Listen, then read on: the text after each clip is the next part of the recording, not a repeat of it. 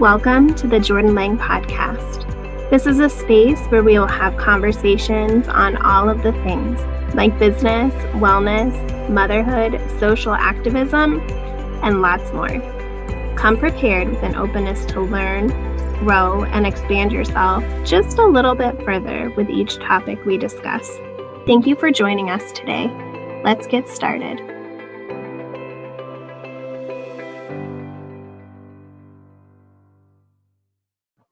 Welcome to episode 4 of the Jordan Lang Podcast.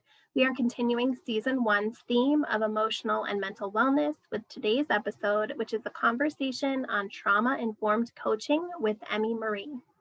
Emmy Marie is a certified trauma-informed life coach who specializes in helping clients create thriving lives and relationships after trauma.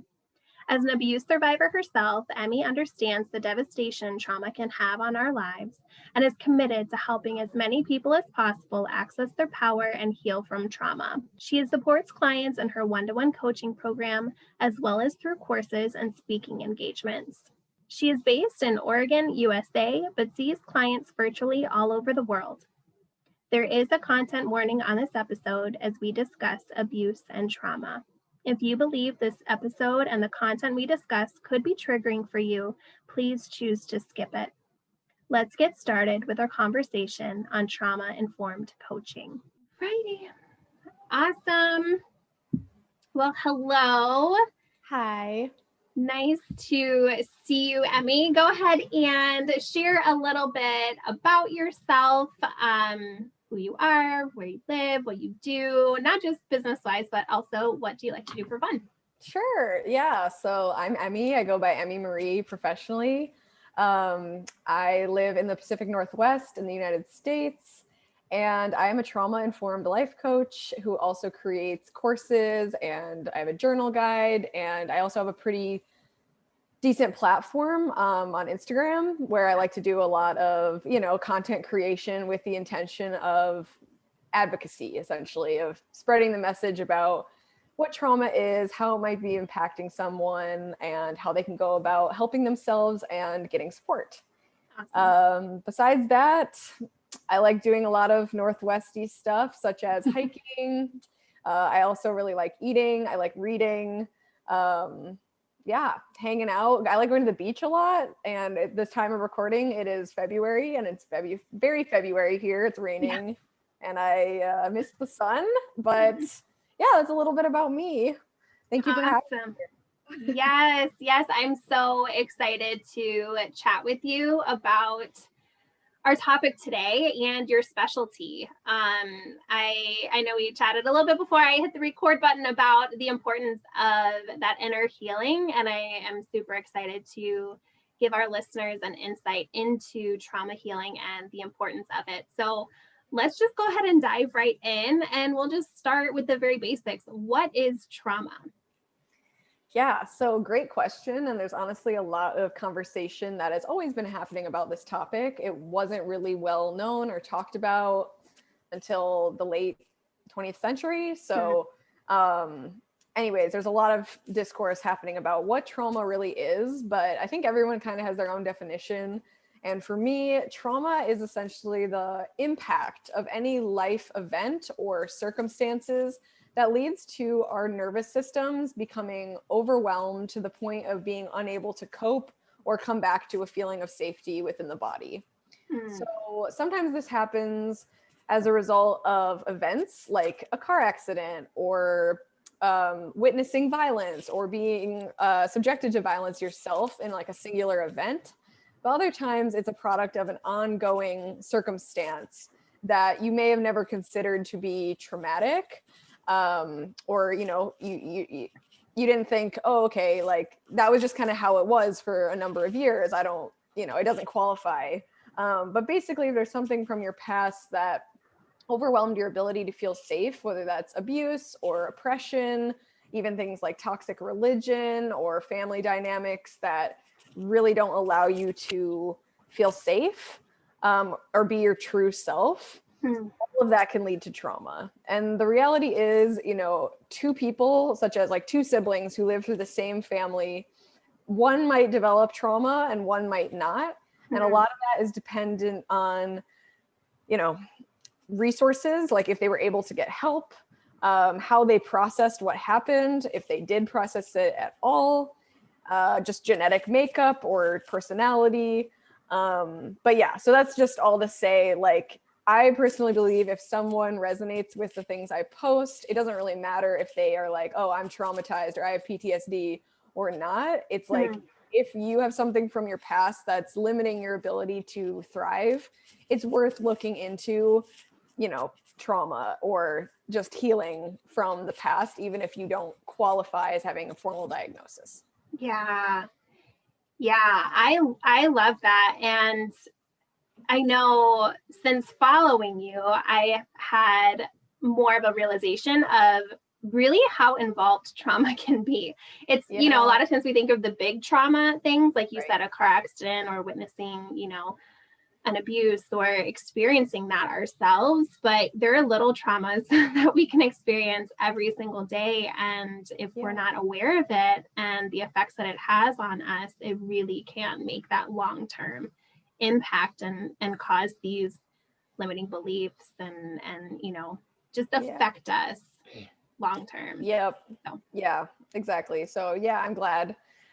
Yeah, some of my content, like, I think there can be a misconception that people on Instagram are trying to make it seem like everyone is traumatized. And it's like, that is not my intention whatsoever. It's like, it's more that there's so many people that have been traumatized really badly by abuse or some other situation, and don't acknowledge it. And like, it runs through patterns and like doing the same thing over and over. And it's like, you know, so I think I'd rather err on the side of there being more awareness than no one's talking about it at all.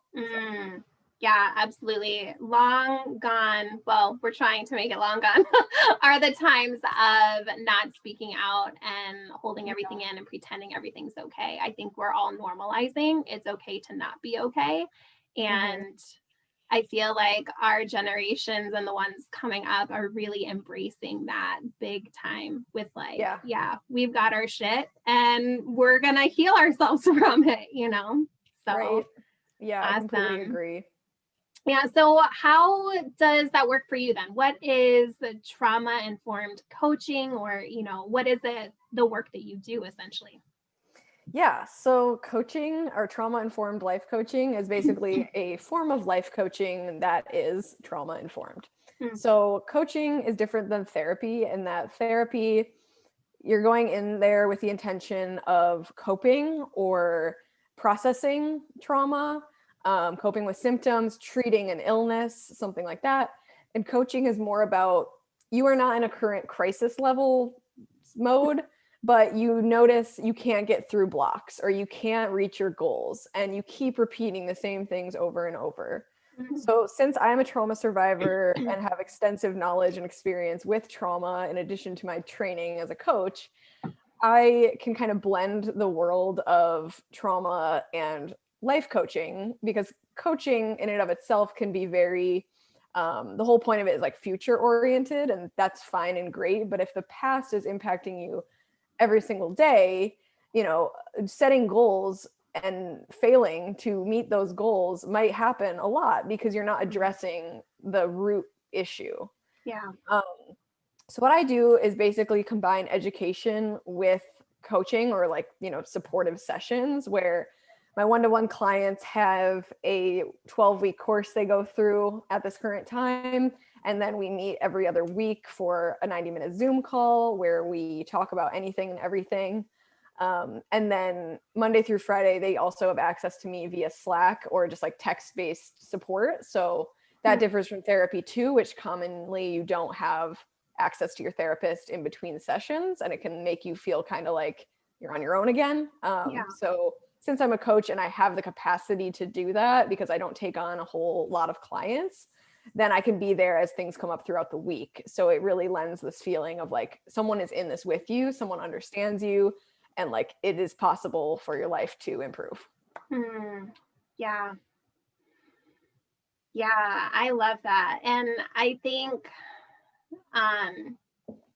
one of the benefits too with people working specifically with you is the experience that you have yourself and how you've been able to heal. And so you're able to truly empathize with these people who come to you and you're like, I get it. Trust me, I get it. And be able to offer them that hope too, and different things that they can do each and every day, even if it's just one little thing that they can do to improve their situation. And I think it's so beneficial to have services like that, especially right now, for sure.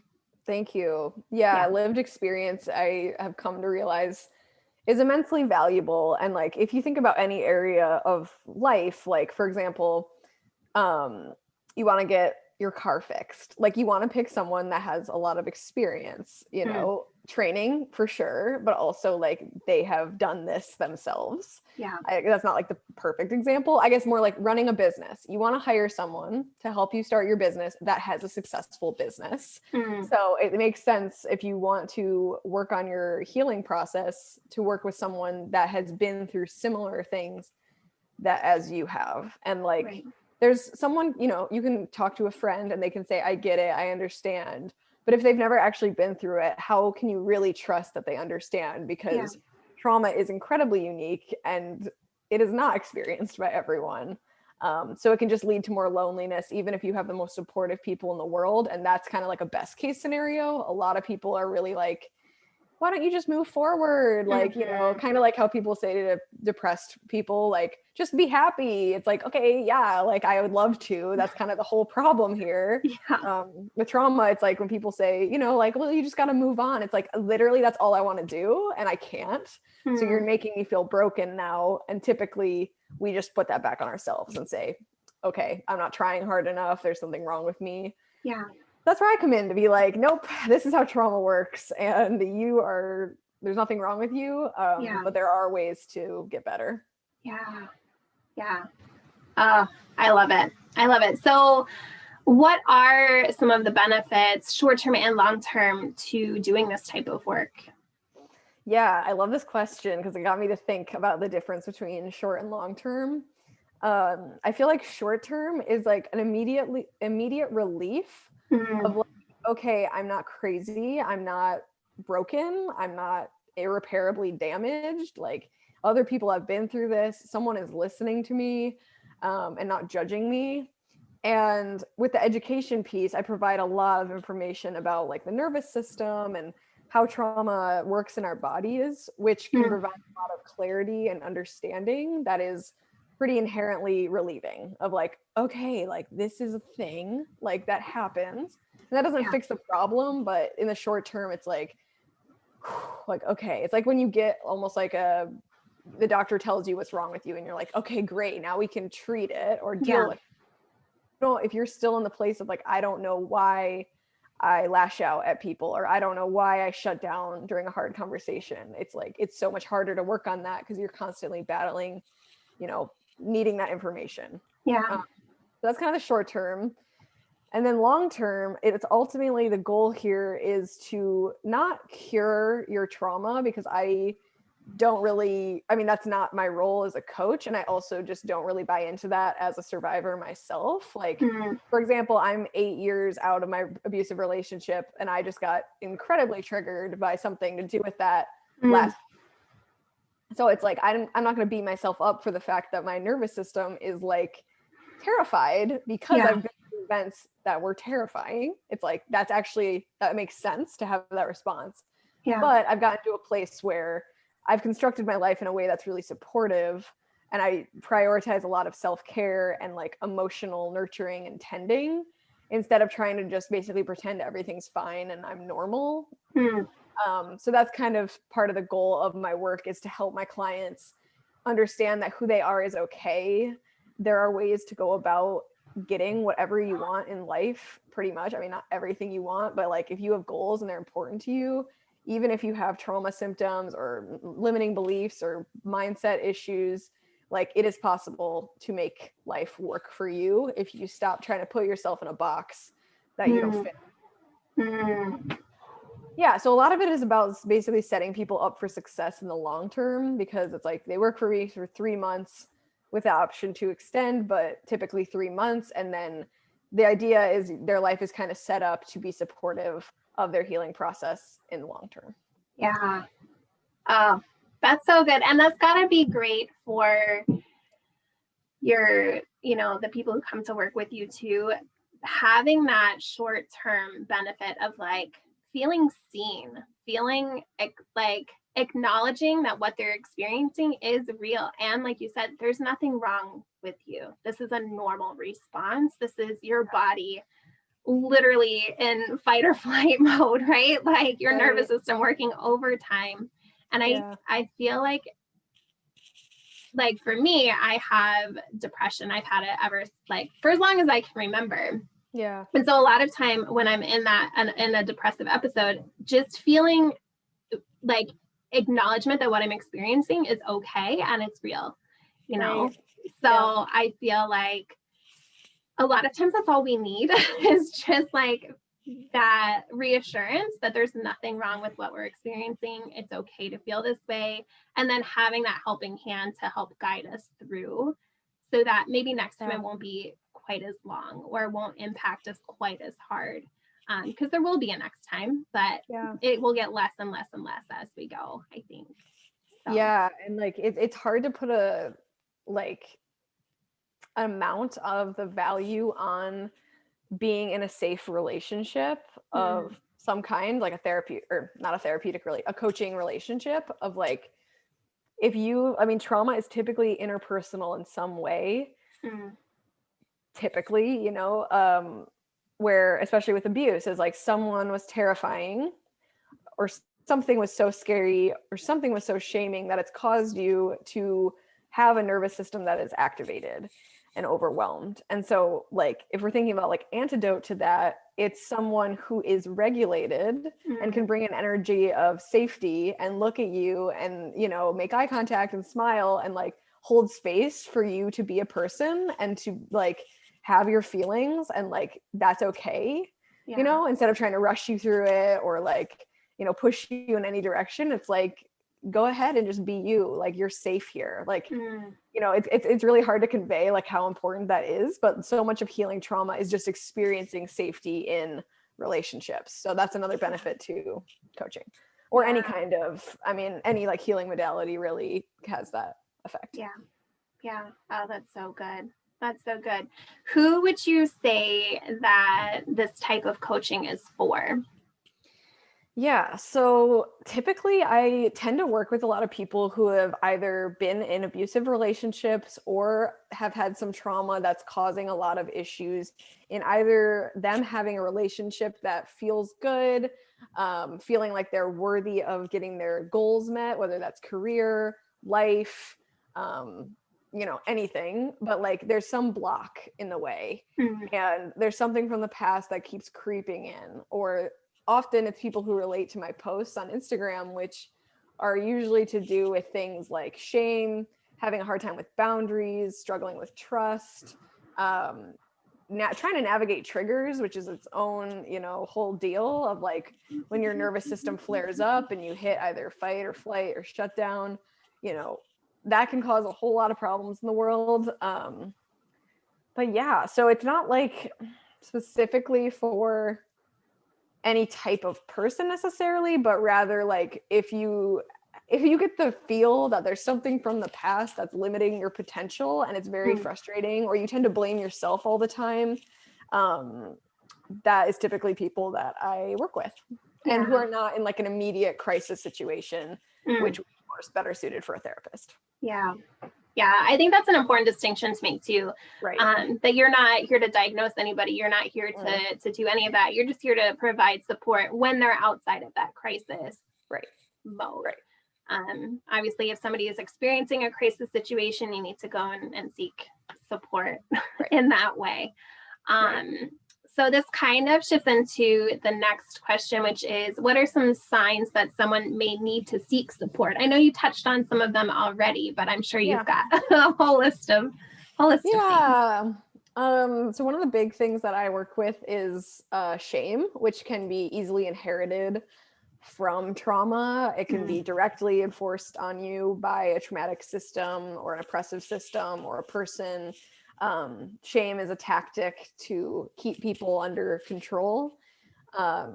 Also, shame can be developed as a coping mechanism to try to explain some sort of traumatic situation that you don't feel like it's possible to escape. So this happens a lot with childhood trauma, where, you know, as a kid, you need your caregivers to survive. But if they are not there for you, or if they're abusive, or if they don't accept you as you are, that can lead to you blaming yourself for all the problems, because it's not really possible to fight or flee. Or you might try both of those things, but at the end of the day, you might see yourself as like, well, it must be me. Yeah. So anyways, if you're feeling a lot of shame, which can appear as, I'm not good enough, I'll never be good enough, I'm not worthy of success, I'm not worthy of getting my goals met, I'm not worthy of a good relationship, I'm not worthy of a good career, or I'm bad, I'm broken, something's wrong with me. Just like having those phrases or beliefs kind of running around in your head or driving your behavior, that's a sign, because you don't have to live like that. And it's hard to unpack those beliefs when you don't really understand where they're coming from, or even if you do, if you don't understand like how they might actually have served you in the past, how you can kind of let them go and start developing self-compassion. Let's see, other things is like, if you don't feel supported by people in your life, or like seen or understood, whether they could be the most well-intentioned people that you surround yourself with, but like for me, I really felt like I was always pretending to be okay when I wasn't, because I did not know how to feel safe. I did not feel safe letting anyone in and being vulnerable. So I just tried to pretend like everything was normal, when I was really, really struggling. And so what I needed was someone to see me, and like, I could not do that with the people in my life at that time. So that's when like hiring a professional is really wonderful, because it can absolve you of some of that guilt you feel, especially if you really need to like unload a lot of emotional baggage. Like, it's hard to do that on even your best friends, especially when you feel like you need to do it like every day. Yeah. But when you hire someone, it's an appropriate scenario where you're giving me money and I'm giving you space and support to talk about whatever you need to talk about. So yeah, if you don't feel like you have anyone on your side or really seeing you, that's another sign. It would be good to get support.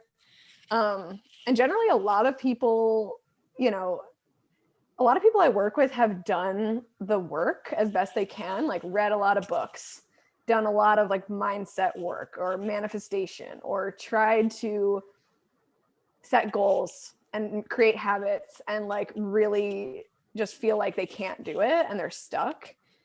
It's like, there's so much merit in, reading all the books and doing all the freebies and whatever, but like, it's hard to do this stuff by yourself. The reason, we hire people when we want to learn things, or if we want to like develop something, it's like, it's just hard to do things on your own when you don't feel like anyone's saying, good job, like you did it, like answering questions or just being there for you in the process. So that's another. Yeah, that's good. And I mean, I really feel like these are pretty clear, straightforward type of things, and I feel like it works really well too, in, like you were saying, if you're setting goals and you're not reaching them and you're just repeating these same cycles. So do you feel like there is a relationship between trauma and business? Because I know for me, there definitely was, but I don't know if that's like the pattern you see, or what's kind of common in that relationship. Yeah, so I've had like the unique opportunity of becoming an entrepreneur this year, which is something that I never fathomed up until this point. Like, I knew nothing about business at all. Like, someone would say marketing, and I'm like, I literally don't know what that word means. So that was me like, a year and a half ago. And now I am, like a business owner and full-time and everything.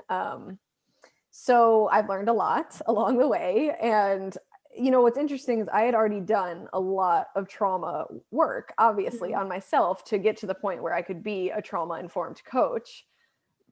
But that's like, I was ready to be a coach, but that's very different than ready to be an entrepreneur and running your own business. So a lot of the things that came up for me were like imposter syndrome, where I just never felt like I would be good enough. And it was I always felt like I had to try to prove my value either by posting enough or explaining myself all the time, or feeling like if anyone ever questioned me, it was like the end of the world or something.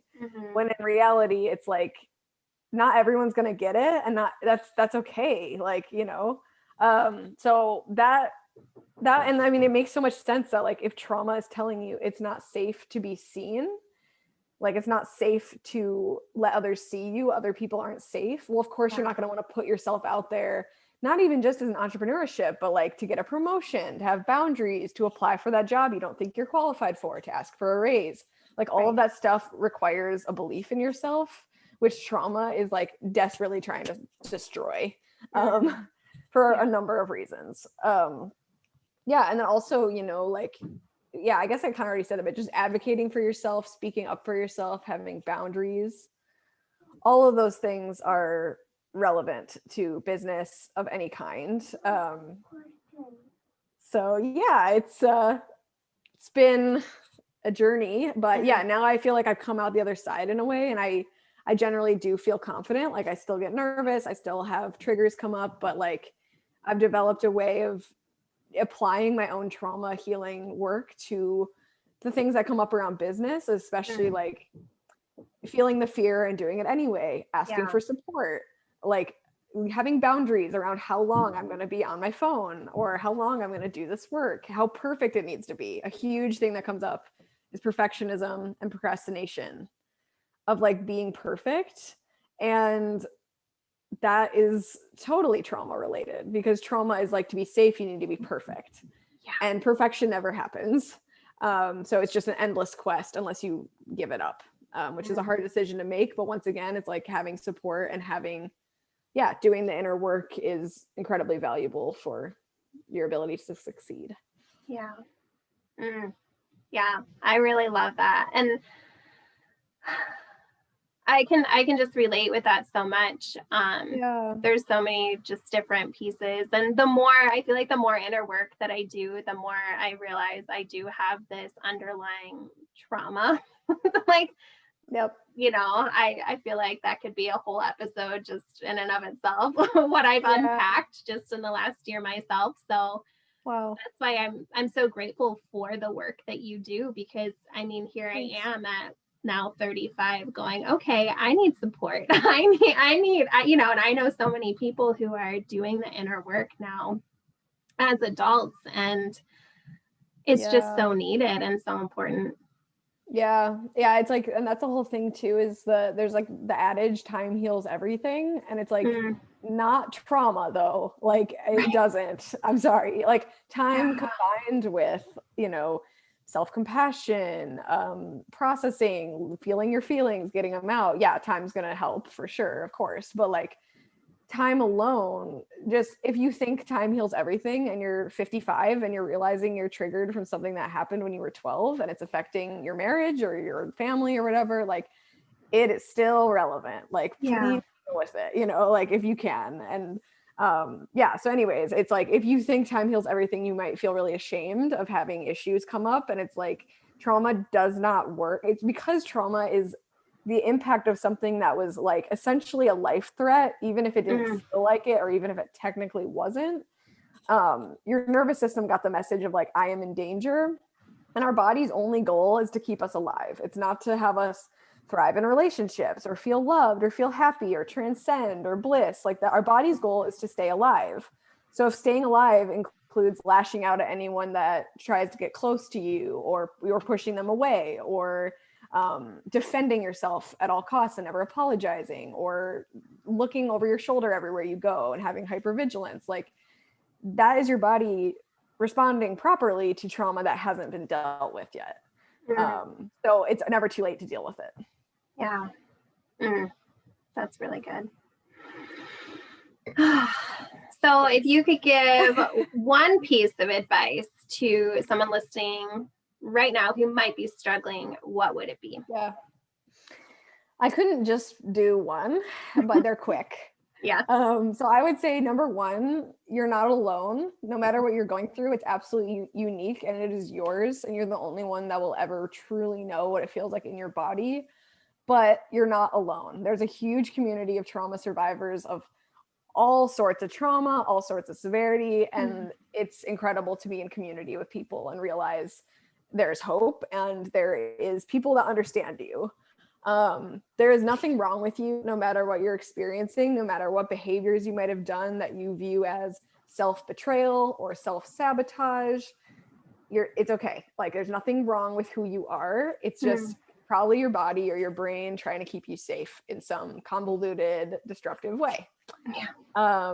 And all of this stuff that I teach, if you see it on my Instagram or wherever, like, it's all a practice. So if you're like, okay, I want to develop self-compassion, and tomorrow you fall back into a pit of shame, it's okay. Like, it's all a practice. It's all a new opportunity to try and take a baby step. And I believe the trauma healing journey is, for me at least, lifelong and is always going to have new obstacles and stuff, but there is a gradual up leveling to the point of, now I have my dream career, all because I decided, and mine's very meta. It's like I decided to heal from trauma and then became a trauma coach. But whatever lights you up and makes you happy, like the hardship that you might be facing right now or the pain you go through in the healing process, it's all leading to your purpose or where you're meant to be. And finally, you are worthy of everything you want. So don't hold yourself back. You're not broken. And yeah, like I kind of mentioned before, there are ways of making life work for you instead of trying to make yourself into someone that it works for life or something. Yeah. Beautiful. Thanks. I love it. Thank you so much for sharing and for having this conversation. It was so good and so helpful too. Just, kind of the basics and allowing people to have an introduction into trauma. Yeah. Trauma-informed healing, coaching, and all of the things. So, Emmy, how can listeners get in touch with you, connect with you, all of the things? Yeah, so I am most present on Instagram as @bloomingwithemmy. I'm also on TikTok and Pinterest with the same handle. My website is emmymarie.com, and that is where you can also find free resources, blog posts, podcast interviews, ways to work with me. Not sure when this will be airing, but twice a year I have a course all about relationships after trauma. That is coming out April 2021, and then again in the fall. So that's a way of working on things like trust, boundaries, attachment, communication skills, red flags and triggers, stuff that's relationship oriented. And I also have a one-to-one coaching program, as we previously discussed, that I bring in new clients for every couple of months. So if anyone is listening and, interested, go ahead and check out my stuff, say hi if you'd like. And do what is right for you, because you deserve healing, however that looks for you. Awesome. Thank you so much, Emmy. You're welcome. Thank you. A huge thank you to Emmy for this conversation on trauma-informed coaching. Make sure to check out the corresponding blog post on the website, www.jordanlango.com/blog, and connect with us on our Instagram account @JordanLangPodcast to continue this conversation. If you're finding value in these conversations, please rate and review on iTunes, as well as download, subscribe, and follow on whichever platform you choose to listen. Thank you for your love and support of the Jordan Lang Podcast. Sending you all lots of love.